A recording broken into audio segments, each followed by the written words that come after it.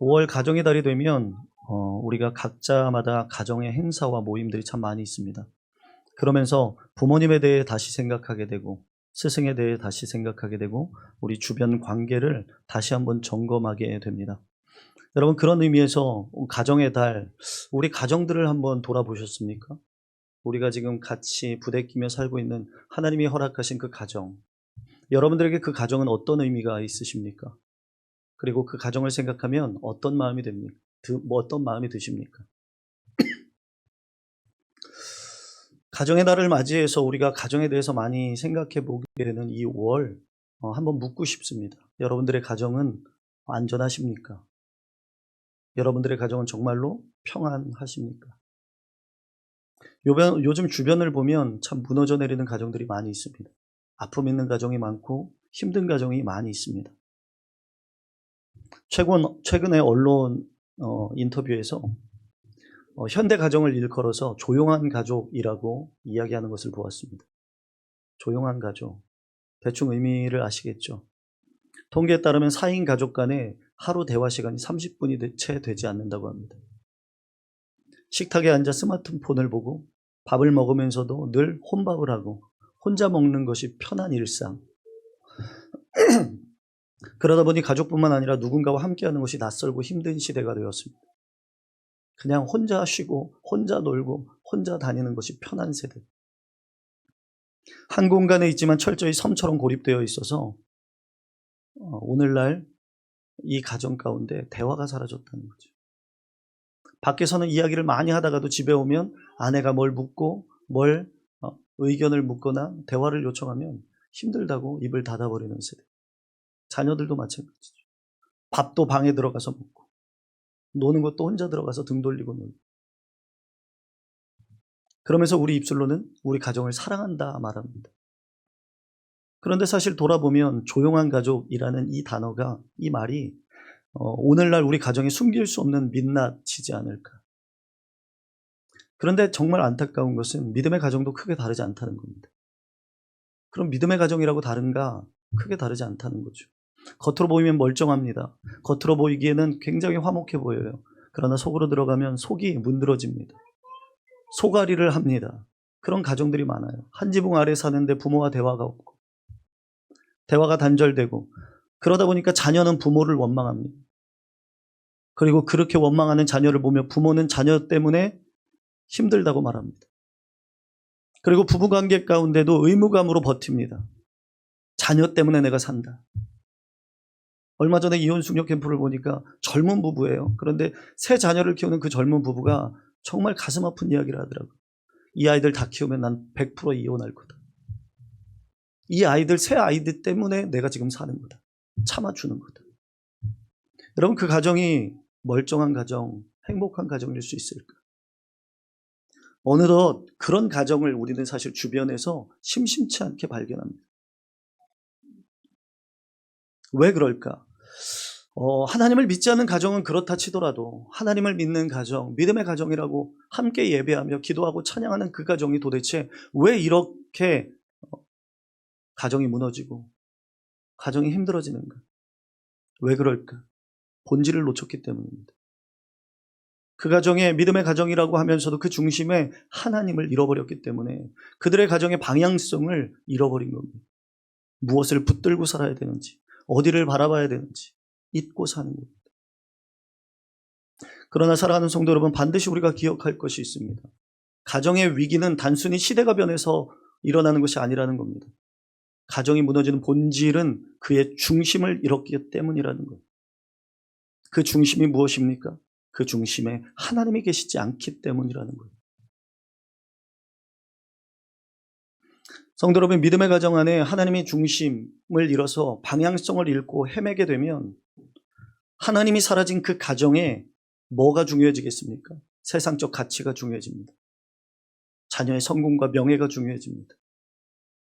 사랑보다는 성공이 중요해지고 헌신보다는 자기 만족이 우선됩니다. 그러니까 가족들도 서로를 돌아보지 않아요. 대화보다 스마트폰이 가까워졌지요. 그러다 보니 가족은 함께 살고 있지만 마음은 점점 멀어집니다. 요즘은 어느 집에 가면 방마다 TV가 있다고 그래요. TV조차도 예전처럼 거실에서 함께 보지 않습니다. 할 얘기가 없어요. 심지어 어느 가정은 카톡으로 이야기한다고 그래요. 부모는 자녀를 이해하지 못하고 자녀는 부모의 사랑을 부담스럽게 느낍니다. 그래서 언제부턴가 자녀들이 부모의 사랑을 품을 떠나서 빨리 분가해서 살기를 원하는 세대. 여러분, 더 나아가서 가슴 아픈 게 뭔지 아십니까? 믿음의 가정 안에서는 부부가 한 침대에 누워서 자면서도 내 아내의 외로움을 알아차리지 못한다는 거예요.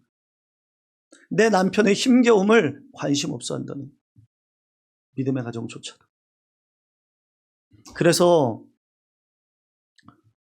믿음의 가정조차도 무너져 내리고 있습니다.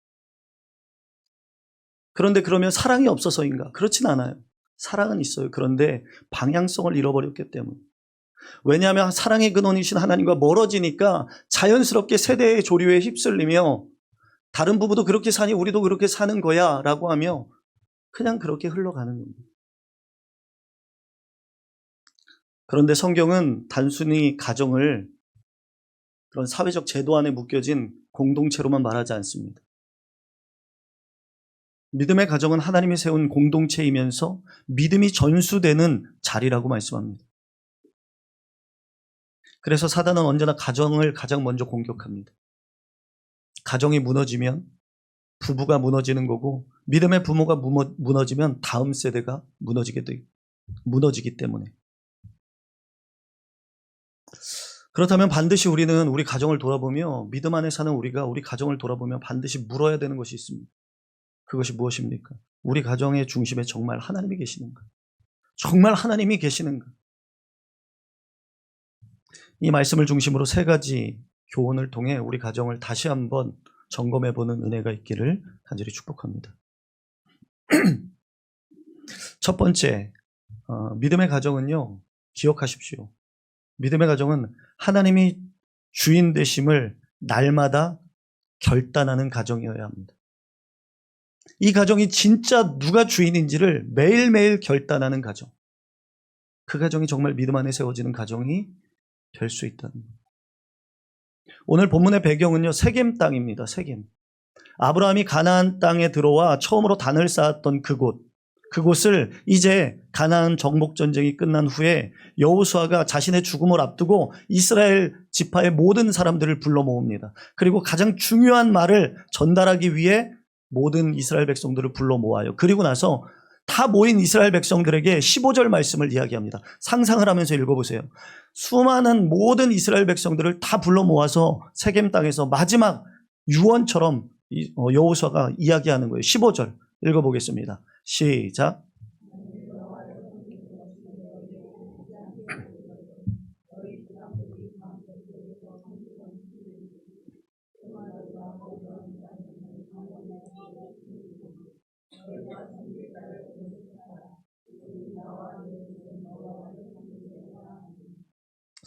여러분, 지금 여호수아가 이스라엘 백성들에게만 묻고 있는 것이 아니에요.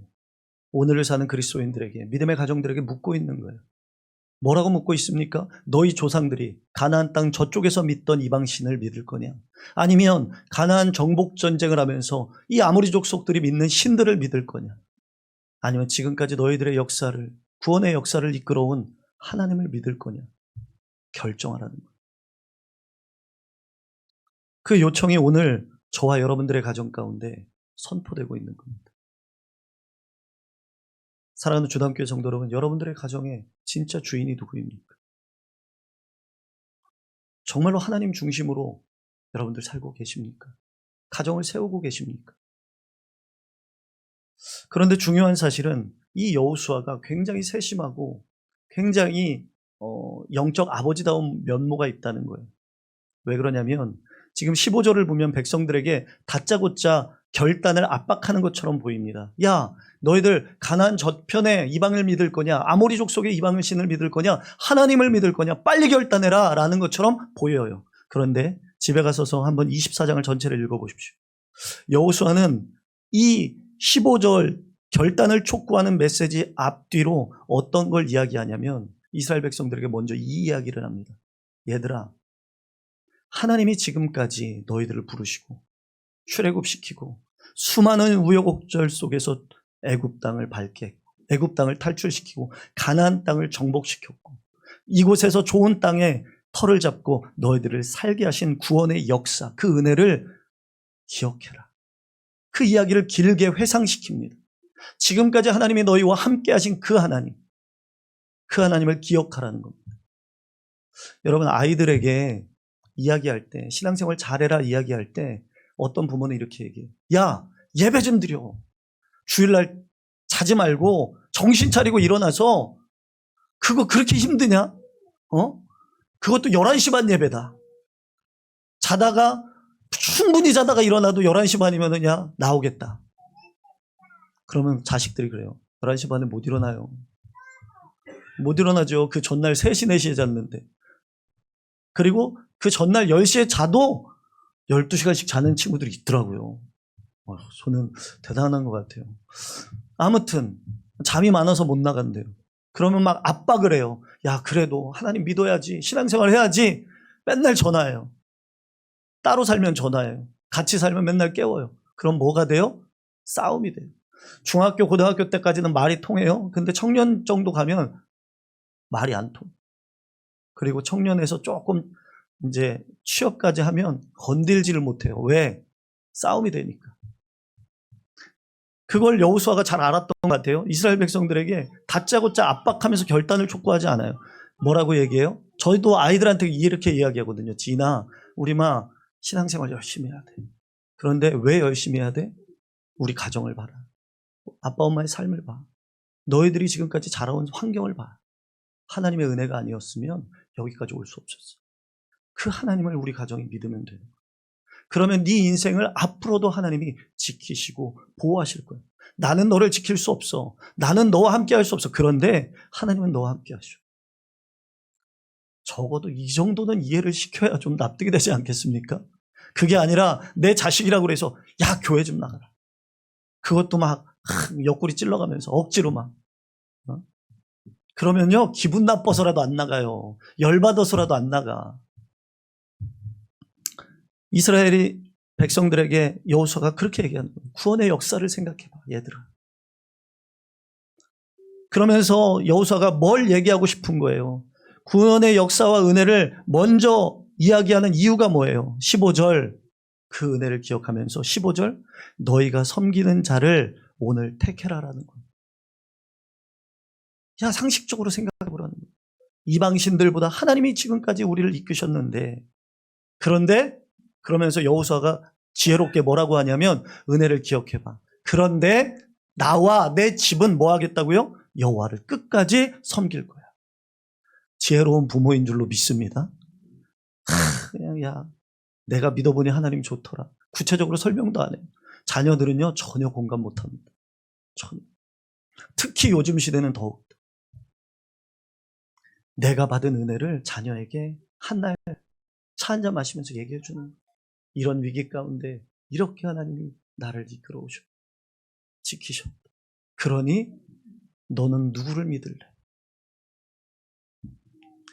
특히 여기서 말하는, 여호수아가 말하는 섬기다라는 히브리어 단어는 아바드인데, 어떤 결단을 내리고 있냐면 이 아바드라는 단어는 예배하다, 철저히 복종하다, 인생의 유일한 신은, 주인은 오직 하나님이다라는 의미예요.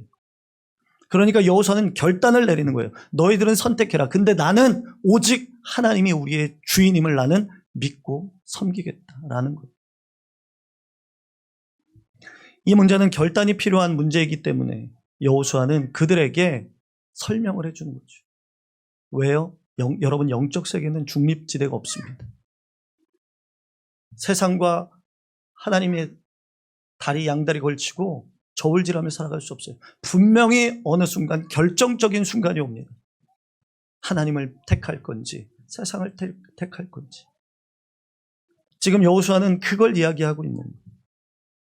영적 중립지대가 없다. 그러니 너희들 강 건너편의 조상들이 믿던 신을 믿을 건지, 아모리 신을 믿을 건지, 아니면 하나님을 믿을 건지 택해라 라는 거예요. 너희 인생을 통치하고 다스리시는 주인이 정말 누구인지를 이제는 선택하라는 거예요.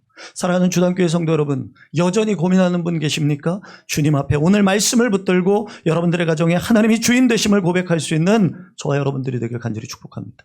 그리고 그 결단이 우리 가운데 있게 되기를 축원합니다. 제가 어제 우리 순교지 갔다 왔잖아요.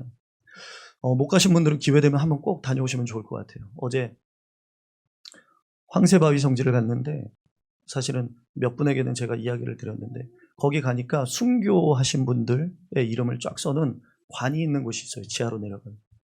벽에 보니까 조선시대에 430명가량이 그곳에서 그 터에서 이름도 없이 빛도 없이 순교를 당한, 하나님을 믿다 순교당한 분들의 이름이 있더라고요.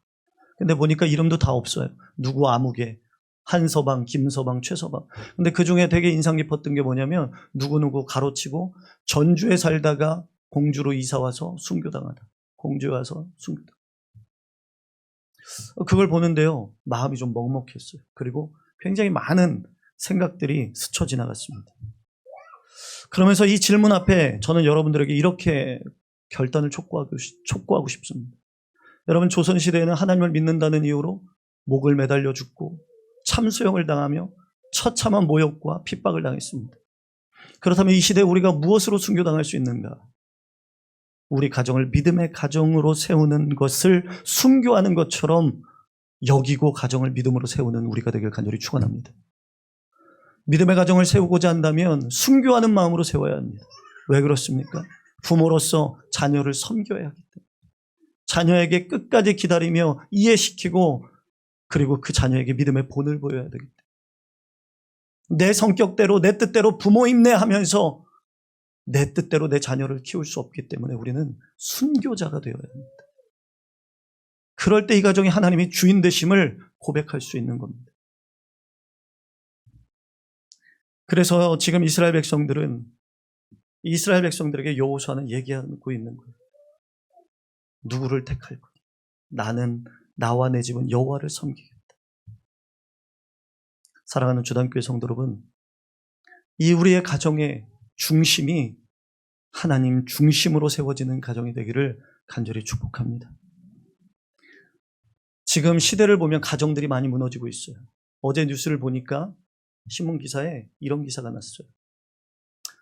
40대 아빠가 초등학생 고학년 5, 6학년 정도 된 것 같아요. 고학년 아이가 용돈을 달라고 하는 거예요. 막무가내로.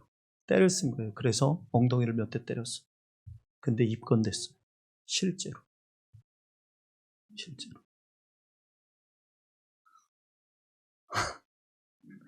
여러분, 시대가 그래요. 시대. 제 나이 아빠가 자녀가 용돈 막무가내로 달래니까 이걸 왜 달라고 하냐, 엉덩이 몇 대 때렸는데 이 아이가 경찰에 신고를. 근데 실제로 경찰이 와서 잡아갔어요. 그리고 또 한 가지 기사는 지난주에 천안에서 초등학교 5학년 3명의 아이가 지하주차장에서 BMW에 키가 꽂혀 있는 것을 보고서 차를 훔쳐 타고 도로 한복판으로 나와서 도망치다가, 원래는 돈을 훔치려고 문을 열었는데 시동이 걸리니까 그걸 끌고 나와가지고 돌아다니다가 가드레일을 받고 잡혔어요. 성도 여러분, 지금 이 시대의 가정들이요, 너무 많이 무너져 내리고 있습니다. 남의 이야기가 아니죠. 여성가족부 통계에 의하면 우리나라 가정 부모와 자녀가 하루에 대화하는 시간이 30분이 채 되지 않는데, 정말 쉽지 않은 문제인 것 같아요. 그러니까 밥만 같이 먹지 정서적으로 남남인 거예요. 사랑하는 성도 여러분, 바라기는 우리 가정의 중심이 하나님이 되길 바랍니다. 그런데 여러분, 하나님 중심으로 살지 않고 그 가정에 세상의 가치관이 들어오잖아요. 그럼 어떻게 됩니까? 가정의 중심에 돈이 들어오면 가족끼리도 계산하다 끝납니다. 엄마 아빠가 뭘 해줬네, 자식이 뭘 해줬네, 자녀가 뭘 해줬네, 부모가 뭘 해줬네, 계산하다 끝나요. 부모의 자존심의 중심이 들어오면 서로 이해하기보다는 서로를 찌르고 아프게 하다가 끝나요. 상처만 주다 끝나요. 부모의 자존심, 그 자존감 내세우다가 서로 상처만 주는 거예요. 그리고 그 가정에 자식의 성공이 우상이 되면 결국 그 가정의 중심이 성공에 서게 되면 그 가정은 언젠가는 무너집니다. 그러나 하나님이 중심이 계시면 그 가정은 반드시 살아날 줄로 믿습니다. 여러분 점검해 보십시오. 오늘 여호수아의 선포 아래 지금 우리 가정의 중심에 진짜 하나님이 계시는가? 정말 하나님이 계시는가? 다른 우상이 내 안에 자리 잡고 있지 않은가? 온 가족이 교회든 다니는데 집에서 서로 대화가 없고, 교회 나와서 입술로는 찬양을 하는데 집에 가서는 용서와 화해와 섬김과 이해가 없다면, 온 가족이 교회를 다닌다고 하지만, 하나님을 믿는다고 하지만 과연 그 가정의 주인이 하나님이실까? 우리의 신앙을 점검합니다. 사랑하는 주단교회 성도 여러분, 매 순간 믿음의 부모가 이 가정의 주인이 누구신지를 고민해야 합니다. 그리고 묵상해야 합니다. 그리고 매 순간 결단해야 됩니다. 그럴 때 하나님이 기뻐하시는, 하나님이 중심이 되는 믿음의 가정으로 세워질 줄로 믿습니다. 그것을 날마다 고민하고 결단하지 않으면 우리는 어느새 세상의 가치관과 우상들에게 마음을 빼앗겨서 세상의 가정들과 동일한 가치관을 가지고 흘러가는 가정이 되고 마는 겁니다. 그런가 하면 믿음의 가정은요, 두 번째 중요한 것, 하나님 중심으로 믿음의 가정이 세워질 때 중요한 것은 작은 예배, 일상의 예배로 이 가정이 세워져야 된다는 거예요. 작은 예배, 일상의 예배로 이 가정이 세워져야 된다. 무슨 말인가? 15절 하반절에 보니까 여호수아가 뭐라고 말합니까? 나 혼자만 믿겠다고 말하지 않습니다. 뭐라고 말해요? 나와 내 집은. 나와 내 집이라고 묶어서 이야기합니다. 여러분, 신앙의 생명력은 가정 안에서 흘러나오는 줄로 믿습니다. 여러분, 믿음은 가정에서 시작됩니다. 신명기 6장을 보세요. 거기에 뭐라고 말씀합니까? 앉으나 서나 길을 가나 누우나 말씀을 강론하고. 하나님은 신앙교육의 최전방을 1차적으로 교회와 목회자라고 말하지 않습니다. 늘 부모라고 말씀합니다. 그런데 현실은 어떻습니까? 목회자 데이터 연구소에 따르면 개신교의 신앙 계승 실태를 보니까 충격적이게도 기독교 가정 중에 2026년 기독교 가정 중에 일주일에 단 한 번이라도 가족이 모여서 기도하거나 찬양하거나 예배를 드리는 가정이 겨우 14%에 불과하다고 합니다. 80%는 아예 예배 자체도 없고 기도조차도 없고 모임 자체도 없다는 거예요. 그런데 더 놀라운 사실은 그 통계 이후에 또 다른 통계는 자녀들에게 신앙의 영향력을 가장 많이 끼친 사람이 누구인가 자녀들에게 물었더니 54%가 어머니라는 거예요. 23%가 아버지고. 통계로서 입증되는 거 아닙니까? 자녀는 부모의 뒷모습을 보고 신앙의 계승을 전수받습니다. 교회에서 잘 가르치고 설교를 잘 듣고 제자 훈련을 잘 받아서가 아니라 내가 매일 부대끼는 그 가정 가운데 이 가정의 중심이 하나님이신가, 그리고 내 부모와 그 믿음의 발자취가 어떤 길을 가고 있느냐를 보고 내 자녀가 그 길을 고스란히 따라간다는 거예요. 여러분, 이 데이터가 뭘 말해줍니까? 자녀는 교회 주일학교 시스템이 아니라 결국 부모의 신앙을 먹고 자란다는 거예요. 특히 이 조사에서 마지막 뭐라고 이야기하냐면, 어릴 때 부모의 예배 그리고 가정 예배나 기도하는 모습을 많이 경험한 자녀와 그렇지 않은 자녀의 나중에 커서 신앙의 수준이, 단단함이 2배 차이 난다 그래요. 2배. 그러니까 믿음의 발자취를 보고 따라간 자녀는 웬만한 어려움으로는 흔들리지 않는 거예요. 하나님과 함께 동행하는 거예요. 그러나 그렇지 않은 가족은 늘 똑같은 문제로 넘어진다. 내 자녀들이. 그런데 성도 여러분, 이게 현대만 문제가 아니죠. 성경을 보다 보면 사실 때로는 두려울 때가 있어요. 무서울 때가 있어요. 왜 그렇습니까? 교회 밖에서는 늘 존경받는 장로요, 집사요, 권사예요. 교회 밖에서는 늘 괜찮은 신앙을 가졌어요. 그런데 그 집안의 신앙은 무너져 있는 것들을 너무 많이 보기 때문에. 사무엘 생각해 보세요. 대표적인 사무엘의 자녀들이 누구입니까? 홈리와 비느하스죠. 사무엘은 기도로 나라를 구한 대단한 선지자였습니다. 그리고 그런데 그의 아들들 홈리와 비느하스는 어땠어요? 본을 보여야 될 지도자가 뇌물을 받고 그의 삶이 엉망으로 살아갑니다. 왜 그랬을까요? 아버지 사무엘이 밖에서는 주의 일을 한다는 핑계로 너무 바빠서 내 식탁 안에서 함께 식사하는 내 가족들의 눈을 맞추고 그들의 신앙을 점검하며 그들에게 신앙을 가르칠 시간을 놓쳐버린 거죠. 밖에서 아무리 인정받는 직분자라도 목회자라고 해도 아무리 놀라운 사역을 하더라도 집안에서 자녀와 영적인 시간을 함께 보내지 않으면 그 신앙의 대는 거기서 끊어진다는 거예요. 다윗은 어때요? 아름다운 시편을 그렇게 많이 작곡한 쓴 다윗, 아버지로서는 뼈아픈 실수를 저지른 사람입니다. 그의 자녀들 잘못되면 혼내키고 가르쳤어야 되는데 모든 걸 덮어주기만 해서 그냥 오냐오냐 해서 결국 어떻게 됩니까? 압살롬과 같은 아들이 아버지를 방귀를 들고 일어나서 아버지를 칩니다. 여러분, 신앙은 믿음 안에서 사랑을 줄 땐 사랑을 주지만 엄하게 가르칠 때는 가르치고 교훈해야 돼요. 그게 믿음의 부모의 역할인 거죠. 그러나 다윗은 어떻게 됩니까? 그렇게 하지 못했어요. 그리고 마지막에 다윗은 아버지로서 치명적인 죄를 저질르죠. 남의 아내를 탐하는 모습을 자녀들이 보입니다. 그런 이중적인 신앙의 모습을 볼 때 자녀들의 마음은 어땠을까요? 과연 다윗이 믿는 하나님을 자녀들이 믿고 싶었을까? 자녀들에게 깊은 상처를 남겼을 겁니다. 그리고 마지막으로 히스기야 왕을 보세요. 히스기야 왕도 마찬가지죠. 훌륭한 왕이었습니다. 그런데 그의 자녀 므낫세를 보세요. 안타깝게도 성경에 나오는 최악의 우상 숭배자였어요. 아버지는 하나님을 그토록 사랑하는 지도자였는데 자녀는 하나님을 부인한 우상 숭배자였다. 이게 무엇을 말해주는 겁니까? 부모의 믿음이 자식에게 여러분 자동적으로 유전으로 흘러가지 않아요. 엄마 아빠가 아무리 기도를 많이 하고 훌륭해도 내 아이가 스스로 십자가 앞으로 하나님을 1대1로 만나는 그 치열한 씨름과 일상의 작은 예배가 동반되지 않으면 아이의 신앙은 결국 껍데기만 남는다는 거예요.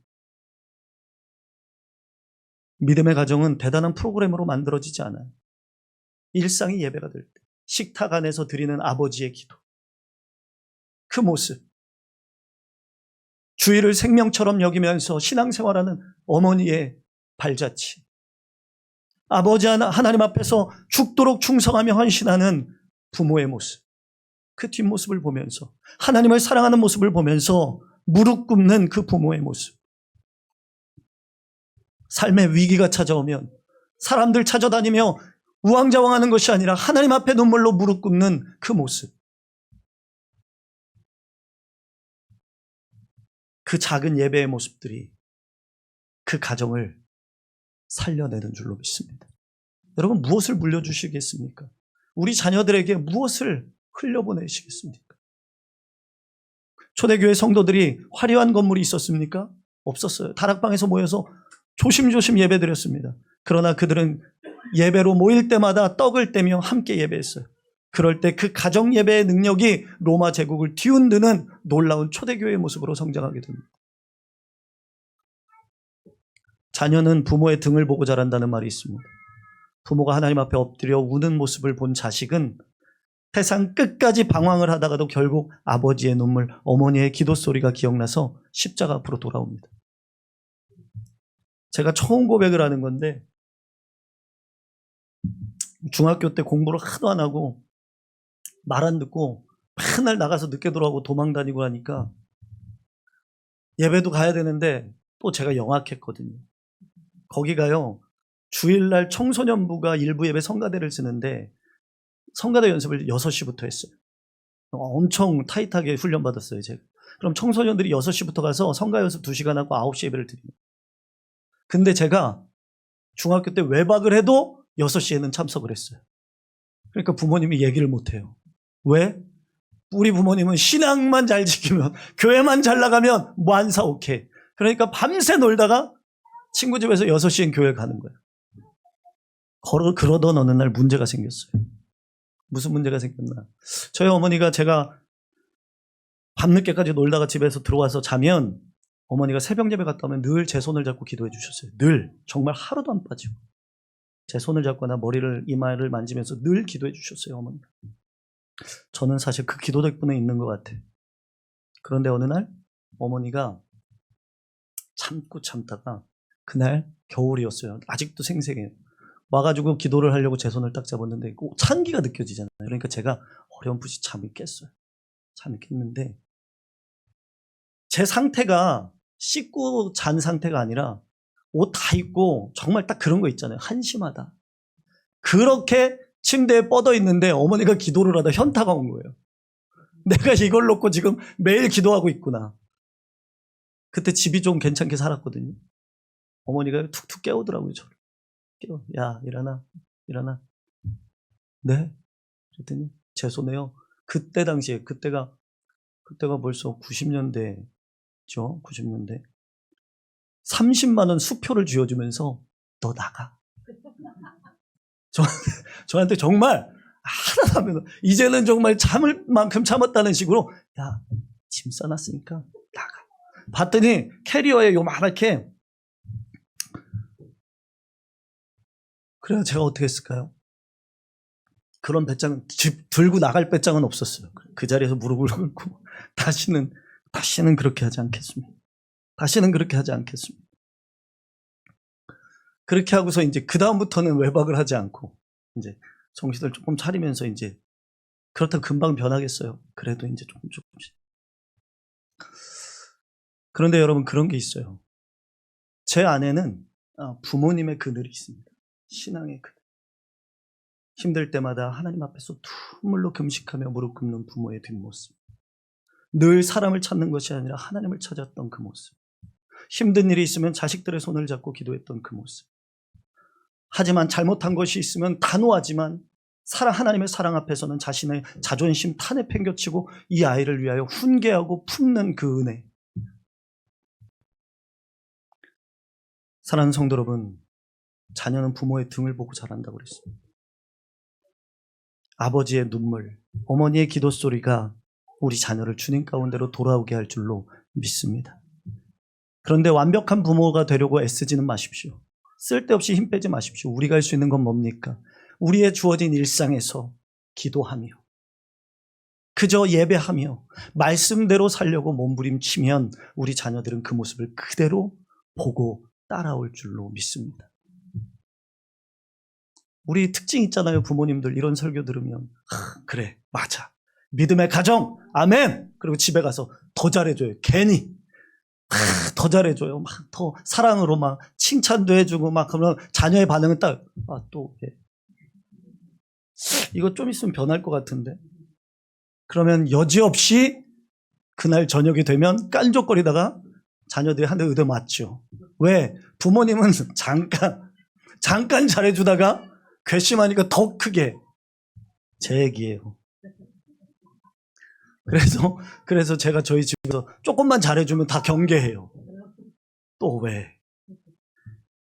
그게 아니라 그저 주어진 삶에서 여러분 일상이 예배가 되게 우리가 몸부림치다 보면 우리 자녀들이 그 뒷모습을 보고 따라올 줄로 믿습니다.